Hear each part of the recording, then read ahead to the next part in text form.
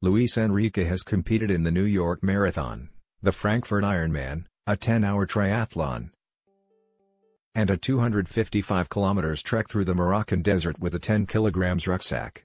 The former Barcelona manager is one for long-haul tests. But at Chelsea he might have to learn how to sprint. The club's managerial record under Roman Abramovich is one of short bursts of success followed by a departure, a reset, and more success. Depending on which Enrique they get, that could either be the worst-case scenario or his ideal. There are two tales in the Asturian's managerial career. 1. Roma was a season of failure. An attempt to audition for the Barcelona job that ended in their worst Serie A finish for a decade. The other, framed around the glory at Barcelona, was him moving the club as far away from their philosophy as can be tolerated by supporters at the new camp.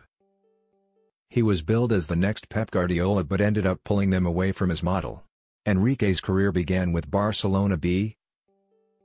Like Guardiola, the Manchester City manager's decision not to leave Catalonia at the end of the 2010-11 season would have forced Enrique into a fourth year with the reserve side. That, he thought, would be stalling his career. He decided to take up an opportunity elsewhere. Enrique may not have been in the cauldron of the new camp, but he now had the Colosseum on his horizon. Roma were clear about why they wanted him. "The reason we chose Enrique is symbolic," said Walter Sabatini, Roma's director of football. "Enrique represents an idea of football that we would like to follow, which imposes itself today through Spain and Barcelona." When he was appointed, Spain and Barcelona ruled football. Barca had just won another Champions League crown, demolishing Manchester United at Wembley. Spain were still basking in the glow of the World Cup. The Italian press dubbed Enrique's side Barca Roma. There was no hint of malice in that title, it was excitement over what might follow. By the end of the campaign, it had become an albatross around his neck. They dropped to 7th as Enrique struggled to impose the model on the Italian side. There were clear issues. He stuck to a 4-3-3, often using Francesco Totti as a false nine. Totti is a wonderful player, suited to dropping deep, but Enrique was depriving Roma of their best goalscorer. Boyan, still seen as the next Lionel Messi rather than the Stoke flop, was overused despite struggling for form. Totti was substituted off often, they clashed. Young players were prioritized. There was an element of bravery to what Enrique did. He showed he was not afraid to drop the big names, something that will only suit him well at Chelsea. "I decide who plays. The same behavior is expected from each player to work towards a common goal," Luis Enrique said at the time. Meanwhile, they tried to pass teams to death. Only champions Juventus had a higher rate of possession. And the reality was that the system simply wasn't right for the players in his squad.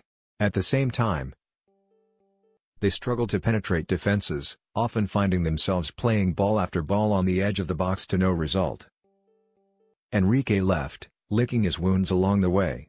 Celta Vigo gave him an opportunity to resurrect his reputation and he did that, lifting them from 17th the season prior to 9th in La Liga.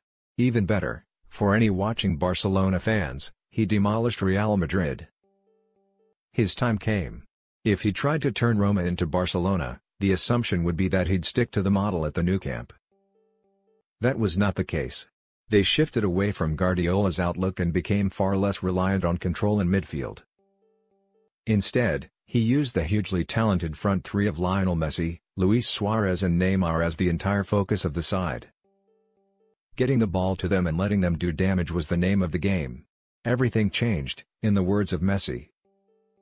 Messi himself was reported to have fallen out with Enrique after being rotated for a game midway through the season. He later claimed it had not been the case.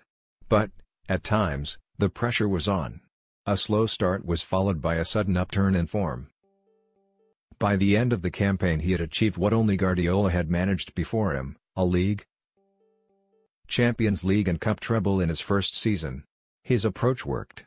That vaunted front three of the MSN bagged 122 goals in his first season.